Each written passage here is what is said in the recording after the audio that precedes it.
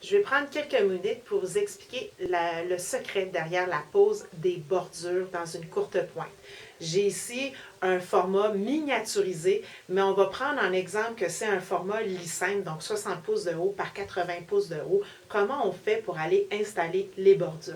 Donc, si vous vous rappelez au premier cours, quand je vous ai montré comment couper les bordures, je vous ai fait couper à 22 pouces plutôt que 20 et demi.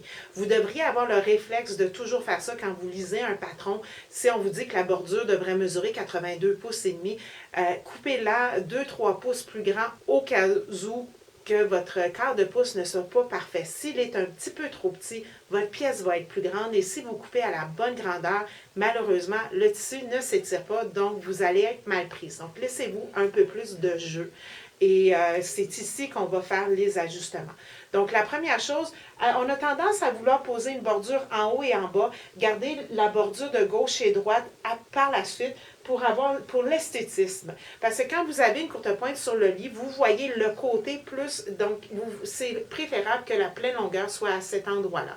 Donc, qu'est-ce qu'on fait? C'est on va prendre un galon à mesurer de 120 pouces et on va aller se promener. Oui, c'est grand, donc ça prend tout l'espace. Il faut sortir l'échelle. Il faut demander à sa meilleure amie de venir vous aider parce que c'est la réalité, c'est la précision que vous allez chercher et c'est la clé du succès pour avoir une belle courte pointe. Donc, prenez la peine. Si c'est trop difficile, ne faites pas de grande courte pointe, s'il vous plaît.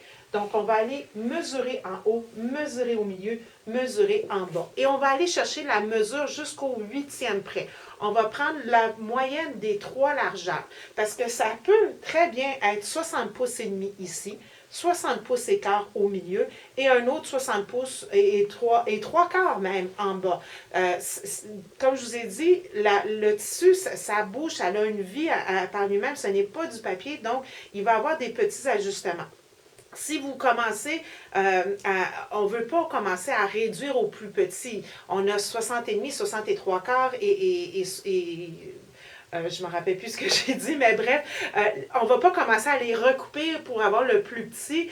C'est pas là l'important. En fait, vous allez conserver, vous allez juste faire la moyenne des 3 et aller couper vos bordures à cette mesure-là. Donc, si il est plus grand en haut que la bordure coupée, ça va tout simplement rétrécir un peu pour remettre dans la bonne direction la pièce, d'accord? Donc, on va aller épingler au centre, épingler aux extrémités, en haut et en bas, et épingler les moitiés des moitiés, juste pour pouvoir aller vraiment, pour bien positionner le tissu, pour que ce soit plus facile pour aller coudre sur votre machine à coudre. Parce que je vous garantis que 60 pouces, c'est long.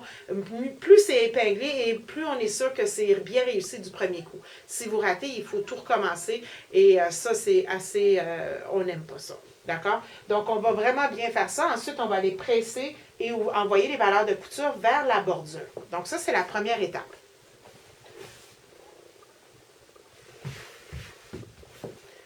C'est un peu ce que vous avez fait aussi dans le cours de base. C'est toujours le même principe. On va aller remettre à l'équerre de chaque côté.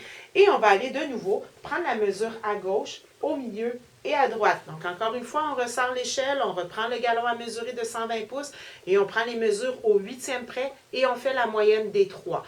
Une fois qu'on a cette moyenne-là, on va aller recouper notre bordure, on va aller épingler au centre, aux extrémités et à chaque moitié de moitié, jusqu'à temps qu'on ait une épingle aux 4 à 6 pouces. Et ensuite, on va aller coudre. D'accord? Donc, ça devrait vous donner ceci.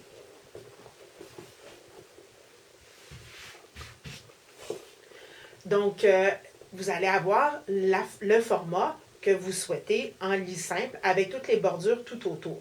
On le remet toujours sur le mur de création pour s'assurer qu'il n'y ait pas de faux plis. Donc, dans un monde parfait, tout est beau, on est heureux. Maintenant, qu'est-ce qui arrive quand ça ne marche pas? Donc, ici, ça peut aller mal. Pourquoi? Ben, il y en a qui ont des amis qui vont leur dire, moi, la bordure, je m'en garde toujours un petit peu plus pour la loque. Je coupe, puis après ça, je vais aller couper les excédents. Il faut faire très attention. Je ne préconise pas cette méthode. Pourquoi? Parce que c'est très facile d'aller placer du tissu en excédent sans jamais s'en rendre compte. Et donc, ce qu'on va faire, c'est qu'on va se retrouver avec un excédent de tissu. Donc, vous voyez, si je fais ça pour l'étirer, j'ai des faux plis à l'intérieur de ma pièce. Si je veux aller flatter ici, j'ai des faux plis sur la bordure. Donc, ce n'est pas ce que l'on souhaite. Donc, si vous voyez ici, on a un excédent de tissu et on ne peut pas l'enlever.